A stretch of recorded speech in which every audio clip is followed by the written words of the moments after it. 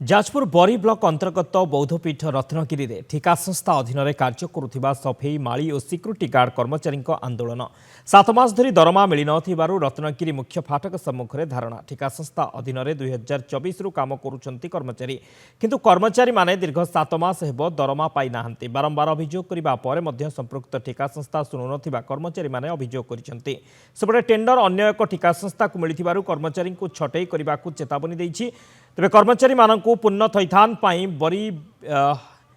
Video को एक दाबीपत्र प्रदान कर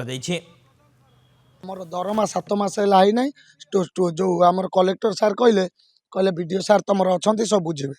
आम आज वीडियो सार को आम शुणा पाइलु आम जो संस्था नहीं थिला से संस्था को आम फोन करूँ कहला आम आईनु आमर रद्द हो जाइए नुआ संस्थाटे नहीं आम नुआ संस्था कौच आम फोन कला नुआ संस्था को कौच अन्य मानक नुआ पिला रे नुआ पिला निजुक्ति पाइबे तुमको रखा हे ना आमको जो माली पोस्ट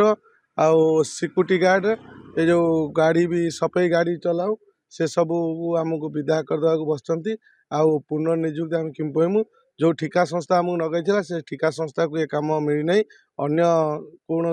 ठिकादार नहीं से ठिकादार कहते आम नुआ पिला लगेमु आपन को आउ लगेबु न तेणुक आम 7 मास दरमा पाइनु एवं पुनर्निजुक्ति आम कि पाइमु एथिपाई आम धारणा बसचु आम 7 मास है पिला छुआ हैरान हीनस्था खाइबा पीवा नहीं धारणा बसचु आमको पुण्य निजुक्ति दि जाऊ आम काम करने प्रस्तुत।